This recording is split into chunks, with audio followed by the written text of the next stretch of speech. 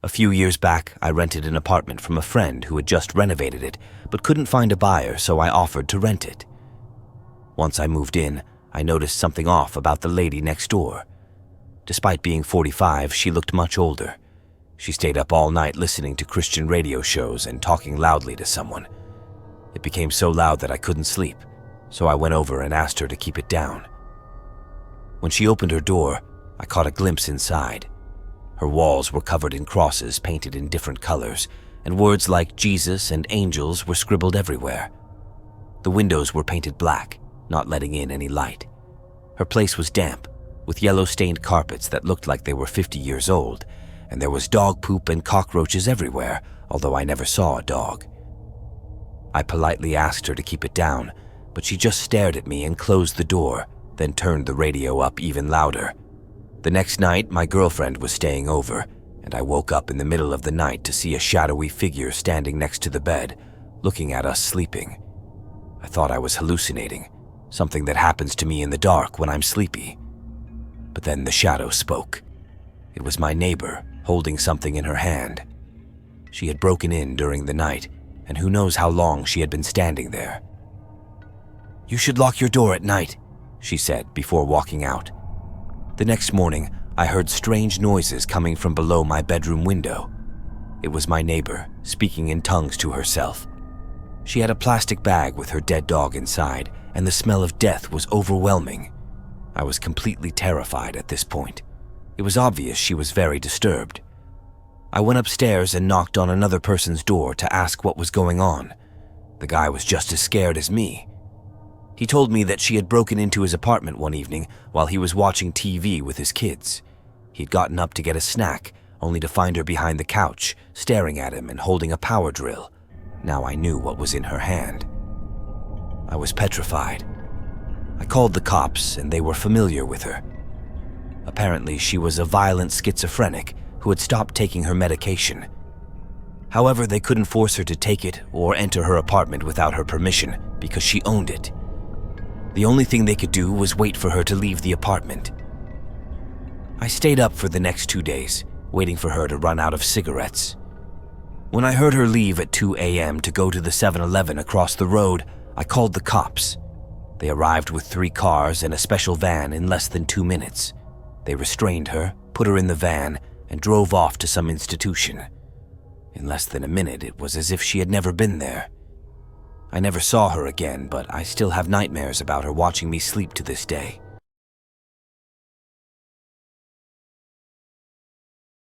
When I was in middle school, my friends and I often hung out on a trampoline in the backyard late at night, usually around 11 p.m.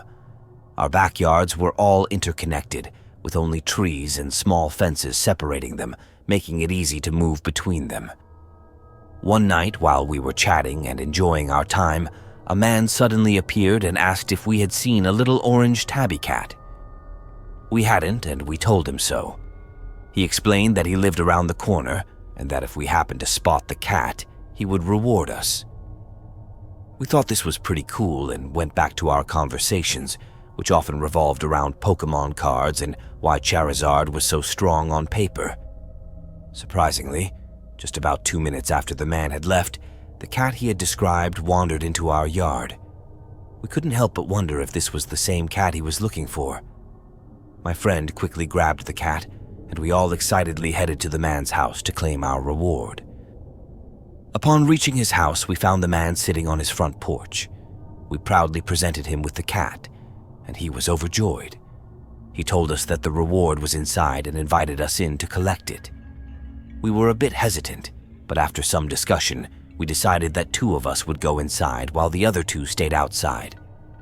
The man insisted, saying that if we didn't all come inside, he could only give the reward to those who did. He was willing to give us each $100 to enter his house. Despite our apprehension, 2 of our group entered the house. It felt like an eternity before they finally emerged, but when they did, they had $200 with them. They told us that inside, everything was covered in plastic, which felt odd and unsettling. They had a gut feeling that something was wrong. Looking back, I can't help but think that if we had all gone inside, We might have been in serious danger. Thankfully, keeping two of us outside, who knew where their friends were, seemed to deter any potential harm. To this day, I still wonder what would have happened if we had all gone inside.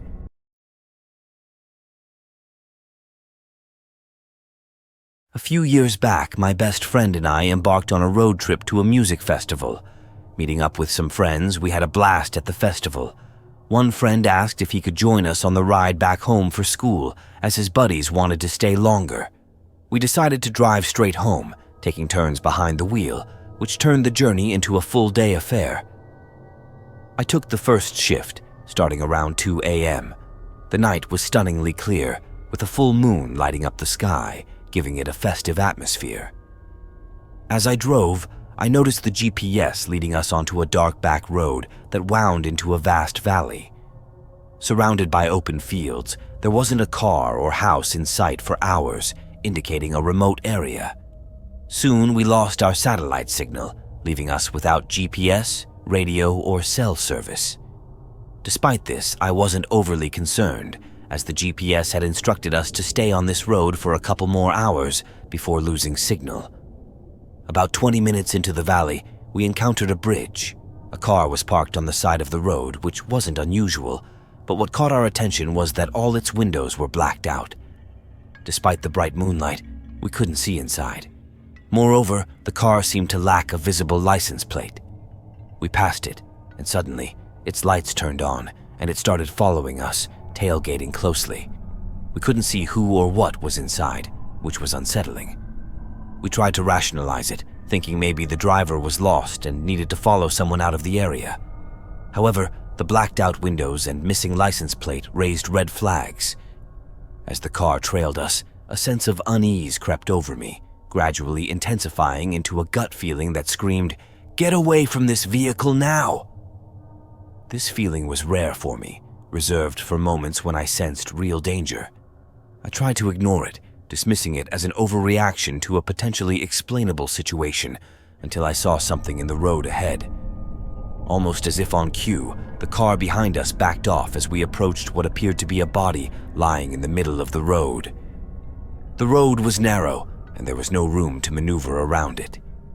With no other vehicles or signs of civilization in sight, and no cell service or satellite signal, I made the split-second decision not to stop. I announced to my companions that I was going around or through whatever lay ahead. As we neared the figure, now discernible as a scarecrow, we were in full panic mode. There was no way I was stopping in this desolate area with no cell service or visible signs of life. I drove over the scarecrow, with the following car doing the same. It continued tailing us, matching our speed. I tried speeding up and slowing down, but it mimicked our every move until I floored it. After a tense couple of minutes, the car slowed down, made a U-turn, and drove away. My passenger then turned to me, saying, "I swear I saw spikes in that thing." Thankfully, we were driving a large truck, and our wheelbase was wider than the scarecrow, so we never touched it. It took a couple more hours before we regained cell service and satellite signal. It wasn't until we got home that we remembered the reports of missing people in our province, including those who had vanished while driving home from the States. My passengers and I firmly believe that we narrowly escaped a potentially dangerous situation akin to something out of a horror movie. We reported the incident to the police, but without an exact location, there wasn't much they could do besides file a report. We shared our story to prevent anyone else from experiencing the terror we went through.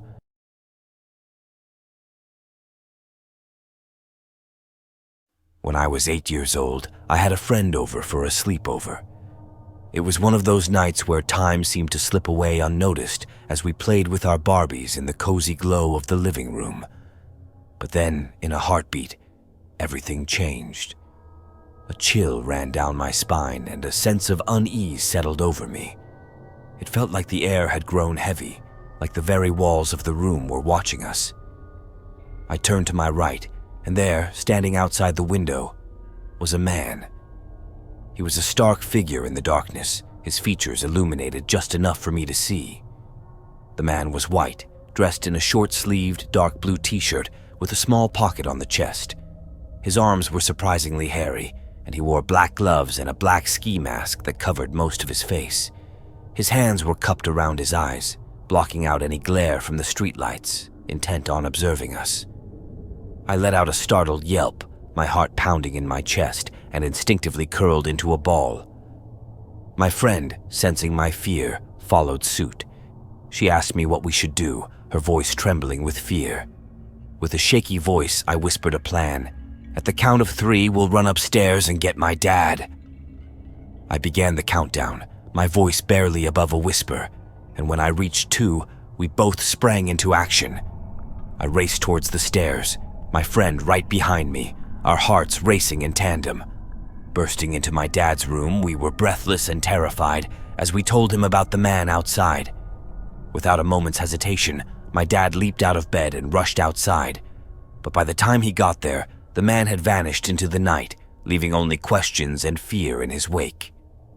Years later, I discovered that there was a rapist on the loose in our area around that time. Over 2 decades have passed since that night, but the memory of that man is still etched into my mind with crystal clarity. Was he the rapist? I may never know for sure, but that experience has left me with a deep-seated wariness.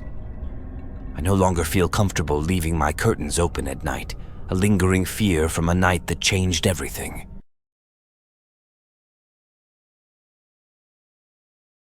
Back when I was in high school, a group of us would look into murders that had happened in our county. We'd then go out at night to find the scenes and film our exploration. This was about 2 years before the Blair Witch Project came out. It was something to do while we drank cheap beer and did teenage stuff. Eventually, we ran out of places to go and got really good at finding abandoned rural farmsteads by driving on dirt roads and looking for signs like rut roads, deliberate tree groves, and old mailbox posts. One day, we spotted a tree grove that seemed out of place, a sure sign, and drove through the field. We discovered an old, not too old house. It had padlocks on the outside doors that were easily knocked off, so we removed them and entered the kitchen. There were 6 of us, all with flashlights, and we easily lit up the kitchen dining area. The table was the first thing you noticed, and it was strange because of how normal it looked. It was set for a meal, and not a bowl was out of place. As we looked around, we found the fridge had disgusting remnants of a full stock, and the cupboards were full of canned and dry foods. One guy found mail on the counter from early June 1978, and another found a creepy TV guide in the living room with UFOs on the cover. All the family photos were hanging up, showing mom, dad, brother, and sister in their 1970s glory. The furniture was dusty but in good condition, and the closets were full. Everything was totally normal, which was super abnormal. As we explored the house, we started to realize that this house had not been moved out of. It had been straight up abandoned. Imagine locking the door to your house and never coming back. That's the state this house was in, an unplanned departure. We went upstairs and split into 3 pairs to check out the 3 rooms. When we entered the bedroom, it was obviously the younger boy's room. I can't describe it too well because almost right away, from the hall, we heard the most terrifying scream I've ever heard. We all ran into the hallway, yelling questions at each other. After a few really long seconds, the 2 screamers caught their breath and said, "You have to go in and see." Walking down the hall and through the doorway, I prayed I wouldn't act like a wimp in front of my friends. I shouldn't have been concerned because the others were as scared as I was. The room itself opened up to the left of the doorframe, and centered on the right side of the room was a queen-sized bed. Propped up on pillows with the blanket drawn to the waist, arms on top of the blanket, and worst of all, head turned slightly, so it was looking you straight in the eyes when you entered the room, was a life-sized porcelain doll. Snow-white skin, jet-black hair, cold, dead eyes. The dead eyes lit up with our flashlights, like she was waiting for us. If the head hadn't been turned, I could excuse it, but it was turned. Ready for when we walked in. Ready for 20 years. We made hasty exits down the stairs and into the car. During the ride, we started to get even more creeped out when we realized that even though the house had been abandoned, someone had taken the time to set up that goddamn doll, not packing food, clothes, or family photos. Setting up the doll was one of the last things done in this house.